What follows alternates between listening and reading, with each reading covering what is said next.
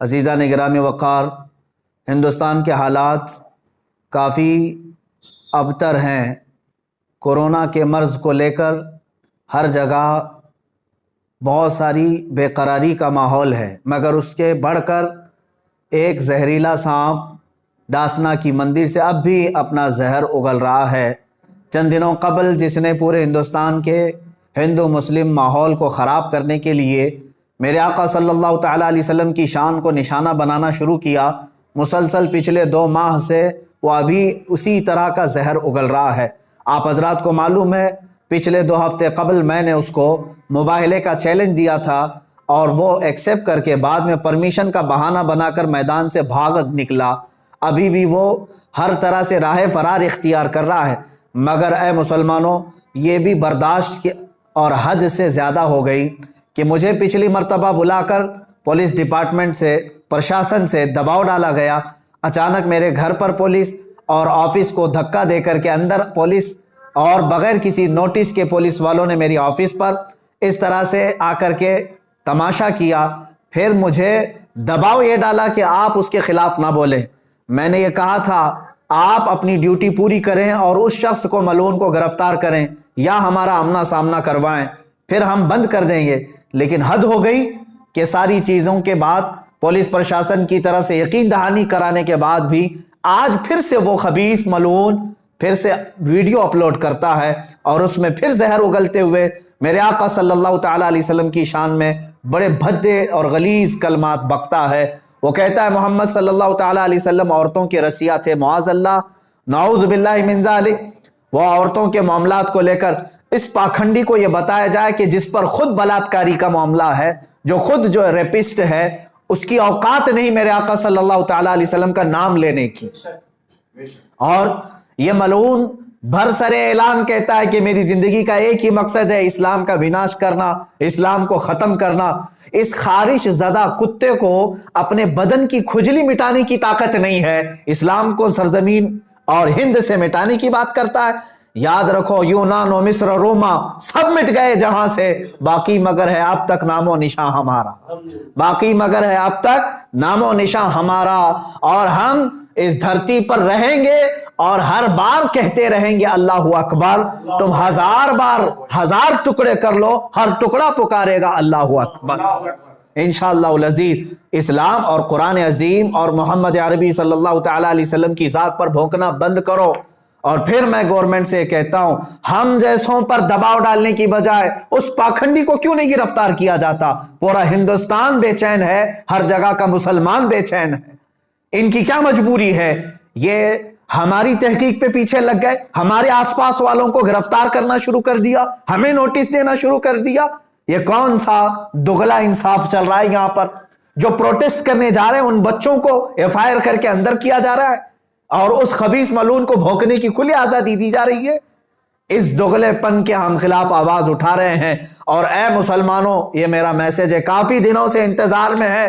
میں علماء ذوی الاحترام سے کہنا چاہوں گا جتنے لوگوں نے مجھے میسج کیا سب اپنے آپ تیار رہیں، انشاءاللہ العزیز یہ فقیر قادری دلی پہنچنے کی پوری کوشش کرے گا انشاءاللہ۔ 17 رمضان المبارک کی تاریخ ہے، انشاءاللہ العزیز اس تاریخ کو یا فتح اسلام ہوگا یا تو پھر یہ ایکشن لیں گے یا پھر ہمیں یہ گرفتار کریں گے۔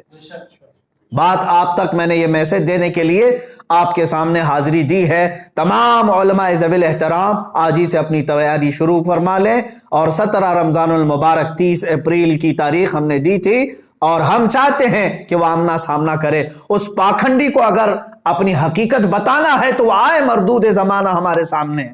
جتنا وہ بیٹھ کر گوفے میں بھونکتا ہے ایک بار وہ آمنا سامنا کرنے کی کوشش تو کر لے۔ میں بار بار اس چیز کو للکارتا رہا ہوں، چیلنج کرتا رہا ہوں۔ پرشاسن سے میں بڑے ادب کے ساتھ کہوں گا یہ بات بولنے کی مجھے ضرورت ہی کیوں آتی اب تک، اگر تم اسے اریسٹ کر لیے ہوتے یا اپنی ڈیوٹی پوری کر رہے ہوتے۔ اب اس کے بعد عوام الناس کے لیے کیا فیصلہ ہوگا اور کیا میسج جائے گا، اکابرین سے، علماء سے مشورہ کر کے کل انشاءاللہ العزیز یا اس کے بعد آپ تک بات پہنچائی جائے گی۔ ہر علاقے کا مسلمان بیدار رہے گا انشاءاللہ العزیز۔ ہم یہ بتائیں گے کہ تم جن کو ایزی کیک سمجھ کر کے بار بار کھاتے رہے، نام رسول پر اب ہم اپنے آپ کو کھانے نہیں دیں گے انشاءاللہ۔ ہاں، مصطفیٰ کریم صلی اللہ تعالیٰ علیہ وسلم کی عزت کی بات آئے گی، پھر تم ہمارے ٹکڑے کر لو یا جس طرح سے بھی ہمارے ساتھ معاملہ کرو، ایک دن نصرت الہی تو آنا ہے، اللہ رب العزت کا قہر اترنا ہے، اور ان سب کو وہ زمین پر انشاءاللہ العزیز بھسم کرے گا۔ ہم تو امید یہ لگائے بیٹھے ہیں، اے رب ذوالجلال وہ دن بھی دکھا جب یہ خارش زدہ کتا تڑپتا ہوا مر جائے اور بھونکنا بند کرے، اس کا انجام بھی ہم یہاں سے دیکھ کر کے جائیں۔ میرے عزیزو، یہاں پر آخری میں ایک میسج یہ دیتا جاؤں گا، جن لوگوں کو یہ بے چینی ہے، بعض میڈیا رپورٹرز اور دوسرے لوگوں نے مجھے رابطہ کر کے یہ کہا کہ اس سے ہندو مسلم یا کمیونل ہارمونی نہ پیدا ہو جائے، میں اس کو سپشٹ کرتا ہوں، بار بار میں کہتا آ رہا ہوں، ہندوستان کے دیگر ہندوؤں سے یا دوسرے پنڈتوں، سنتوں اور مہنتوں سے میرا کوئی جھگڑا نہیں، میں ان سے کوئی باز پرس نہیں کر رہا ہوں، میرا جھگڑا اسی سے ہے جو میرے نبی کی شان میں بھونک رہا ہے اور جو اس کے چیلے چپاٹے ہیں۔ باقی سارے ہندو، باقی سارے دیش واسی، دوسرے سنت مہنت اور پنڈت جتنے ہیں، وہ سب امن کے ساتھ رہتے۔ میں جانتا ہوں ان بہت سارے پنڈتوں کو جو میرے نبی کونین صلی اللہ تعالیٰ علیہ وسلم کا ریسپیکٹ کرتے ہیں، اسلام کی عظمت کے وہ قائل ہیں، ہم ان کے ساتھ بحث و مباحثہ بھی نہیں کر رہے ہیں، بلکہ ہم جن کے خلاف آواز اٹھا رہے ہیں وہ ظلم کے خلاف آواز اٹھا رہے ہیں۔ یہاں سیکولر ہندو بھی ہمارے ساتھ کھڑا ہوا نظر آئے گا اور وہ بھی کہے گا کہ یہ غلط ہو رہا ہے، یہ غلط ہو رہا ہے کہ ایک شخص کو اتنی چھوٹ دی گئی ہے کہ وہ اناپ شناپ بکے جا رہا ہے۔ ارے ایک ہوتا علمی اختلاف، لیکن یہ تو گالی گلوچ پر اتر آیا ہے، اور ہم نے کہا گالی دینا ہے، ہم جیسوں کو تو 1000 گالیاں دی جا رہی ہیں، اس خبیث کو بھی یہ چاہیے تھا کہ تو مجھے نشانہ بنا لے۔ قرآن، اسلام، رسول پاک صلی اللہ علیہ وسلم کی ذات، یہ ہماری جان ہے، اور ہم یہاں پر جو بدک گئے یا جس طرح سے بھی ہمارے جذبات بے قابو ہو رہے ہیں، اس کی صرف اور صرف وجہ یہ ہے کہ اس خبیث کو کھلی چھوٹ دی گئی ہے۔ میں پھر سے اب تمام دیش واسیوں سے کہتا ہوں، میری پرشاسن سے بھی بات چل رہی ہے اور دلی کے پرشاسن سے بھی یہ تعلقات چل رہے ہیں، اور انشاءاللہ العزیز ہم دلی جانے کی پوری کوشش کریں گے، اور یہاں سے جس طرح سے بھی ہوگا اگلے میسج میں آپ کو اعلان کروں گا۔ وآخر دعوانا الحمدللہ رب العالمین۔